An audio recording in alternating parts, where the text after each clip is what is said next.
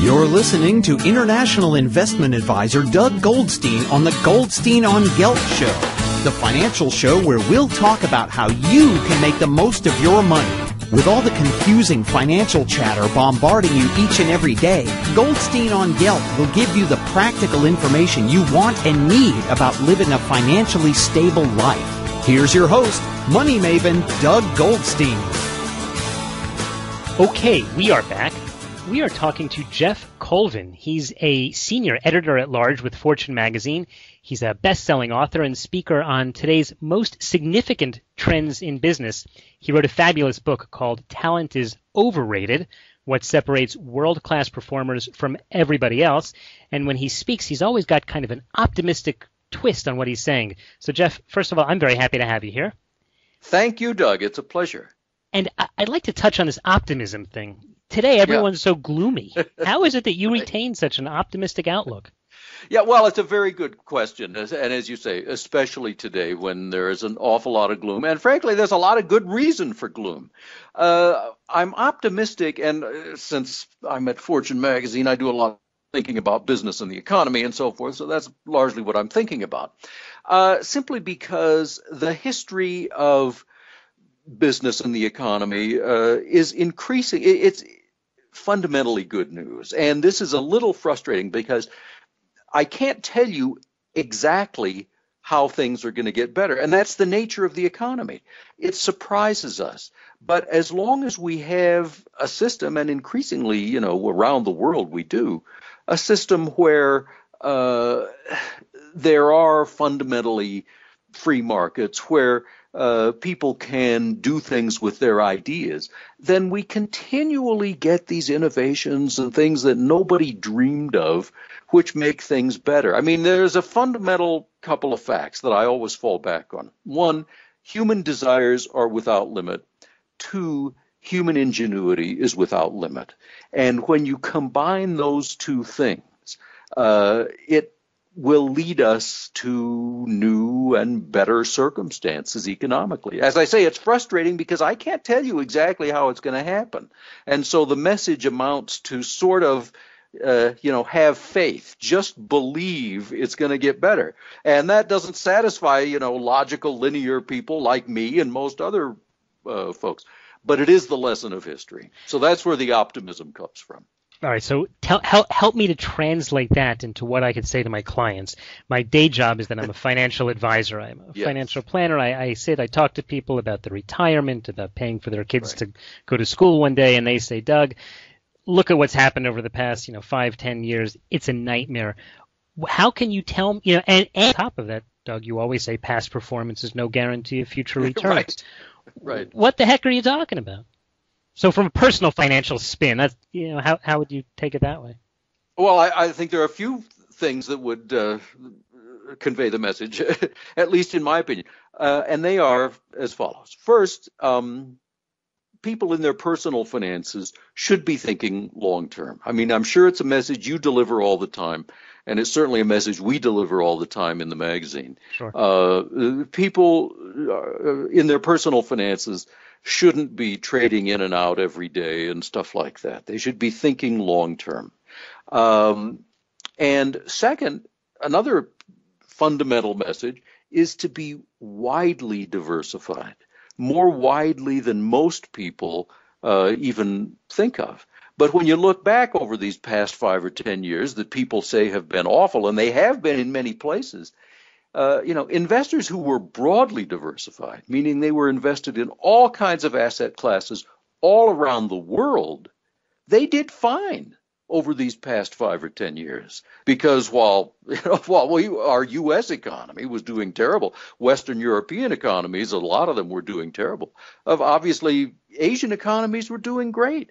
And, if you just keep those two things in mind, super broad diversification plus a long-term outlook, then optimism is warranted. The other thing I would always say to people is, by the way, remember that Warren Buffett is fundamentally optimistic about all of this too. If you don't believe me, look at him. It just seems if he loses, a billion here, a billion there, it's a little different.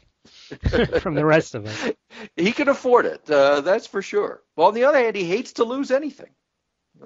That's his first rule of investing. Don't lose. Try not to lose. We are talking to Geoff Colvin, who is with Fortune magazine.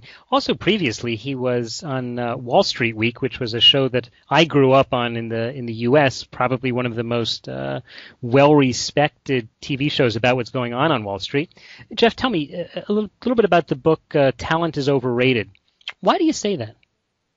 Well, of course, that is always the first question. What on earth do you mean by that title? It's important to understand it. We all use the word talent very loosely. I do, everybody does. We use it to mean all kinds of different things. For the title of this book, I mean talent in a very specific sense, and that is talent as an inborn, innate ability. So you come into the world with it. An innate ability to do something fairly specific. So in the sense of when we say, he's a born golfer, she's a born accountant, he's a born mathematician, he's a born leader, whatever, that sense of the word talent is overrated. In that 30 years now of scientific research shows that it has little, or some researchers say nothing, to do with great performance at anything: sports, music, business, surgery, flying an airplane, whatever. It has little or nothing to do with where great performance really comes from. So that's what it means. A lot of people have said this. This is certainly, as you're pointing out, becoming a very popular concept today. In fact, on the Goldstein on Gelt show, I've interviewed a number of people. It started when I spoke with world chess champion Susan Polgar. She and her sisters grew up in Hungary, and they were sort of part of a radical family. Their father was a well-known psychiatrist who believed that genius could be taught and did not have to be born in someone. And he just told his girls, listen, wander around the house, see what you like to do. And it turned out they all liked chess, and they all became amongst the most famous and fabulous chess players ever. But when I tell this story to my friends and family, they say, come on, but we all know that, Mozart was fabulous, or you go to school and the kid sitting next to you, everything comes easy to him, but to you it's difficult. Right. He's got talent. How do you see that? Well, it's a very good question, and of course it is an objection one often hears. By the way, I tell the story of the Polgar sisters in my book because it is such an incredible story and such a great illustration of the thesis of the book.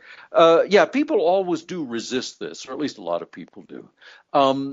And here's what I would say to them, and do say to them. First of all, the examples that we all think of, Mozart, as you mentioned, Tiger Woods is another one you often hear. When you look deeply into their stories, you find that innate talent was the least of it, had apparently nothing to do with it. In fact, those two stories, Mozart and Tiger Woods, are almost identical, strangely enough. In both cases, their fathers started instructing them in the fields where they became great at incredibly early ages and taught them essentially full time. Music in Mozart's case, golf in Tiger's case, and they both achieved world-class status at the same age, 21. And people said, wow, how could they do it at such an early age? But what the researchers who study them say is, on the contrary, by age 21, each of them had had 18 years of intensive practice and instruction. It's not at all surprising that they achieved it. Now, when you see a kid in school, as you say, who sits next to you, everything's easy for him. The thing to keep in mind is whether they're 6 years old or 8 or 12, whenever you encounter them, think of how many experiences they've had in their lives up till that point. There's research now which shows that the experiences you have influence you starting before birth. You hear things even before you're born. You experience things. And these experiences have a tremendous effect on you, starting at the earliest age. By the time you're 5 or 7 or 9 years old, you've had a huge number of experiences. And so these differences that a lot of us instinctively sort of attribute to innate talent, when you look deeply into them, often come instead from the experiences these people have had previously. So the experience you're referring to is actually some sort of practice in whatever it is that you're doing. Well, that's exactly what the researchers have ended up focused. That's what they've discovered. What they call deliberate practice, which is a very particular kind of activity. Yes, it is doing something that is designed to make you better, doing it over and over, and constantly being pushed just beyond your current level of abilities. That is actually the heart of it, being pushed just beyond what you can currently do. Not being pushed way beyond, because then you're lost and you can't do anything. And not being allowed to operate within your current level of abilities, because then you don't grow. Mm-hmm. But being constantly pushed just beyond what you can do. And that is what the world's great performers all seem to have in common, no matter what field they're in. So is that something that regular guys like me, I was going to say you and me, but I'm guessing just okay. Is this something we can apply in our personal business life in order to begin to see improvements? Yes, and the answer is yes, absolutely. So, and applying it in business is actually a great opportunity, because even though these principles are well accepted in some fields like music and sports, learning to fly an airplane and some others, they are not applied very well or widely in business. So yeah, we can do all kinds of things. In some ways it's obvious. For example, giving a presentation, a speech or something. Well, it's obvious how you can practice that and get feedback and so forth. Most people just don't do very much of it, but the people who do are incredibly good. Sure. However, it can be applied much more broadly, no matter what you're going to do. A sales presentation, a negotiation, a performance review, whatever you're going to be doing, you can figure out ways to practice it. I should add, by the way, that there are plenty of other things you can do, if you really want to. For example, if you want to be a manager in a particular industry, follow that industry, follow the news, and in a particular situation where a manager at another company or some other manager in your company has to make an important decision, write down, and this is important, write down what you think the right decision would be. Don't just think it to yourself. Write it down with a date. Then later, as the situation plays out, go back and check what you wrote. See if you were recommending a good decision or a bad decision, and whether good or bad, figure out why. Now, is that extra work? Yes, it is. And this is one of the themes that comes through. Doing this deliberate practice, is extra work. Okay, I'm not giving away something for free. It's way more work than most people in any field are accustomed to. Mm-hmm. But it is what all the great performers have in common. And what they will all tell you is, yes, it was a ton of extra work, and the payoff was more than worthwhile. All right. Listen, Geoff, I hate to say this has been fascinating, but we're really just running out of time. We've been talking to Geoff Colvin, who's a senior editor-at-large with Fortune magazine. He's also written a number of books, including the most recent one called Talent is Overrated. I remember the show that when I was a kid in New York, because my whole family was very Wall Street oriented. We used to watch Wall Street Week.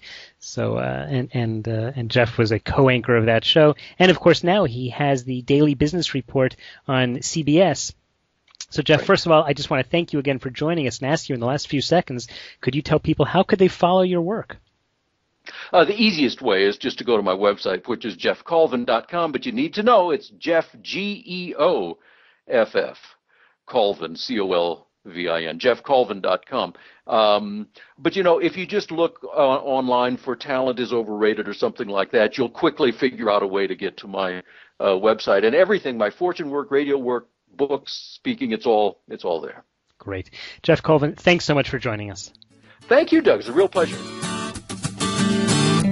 You've been listening to the Goldstein on Gelt Show with money maven Doug Goldstein. Doug's weekly radio show is heard around the world, but if you miss it, you can download the podcast at www.goldsteinongelt.com. The Goldstein on Gelt Show gives you up-to-date financial ideas so you can get on the path to financial freedom. If you'd like your questions answered on the air or off, send Doug an email to doug@profile-financial.com. It's your money for your future, so join Doug every week to build your wealth on the Goldstein on Gelt Show.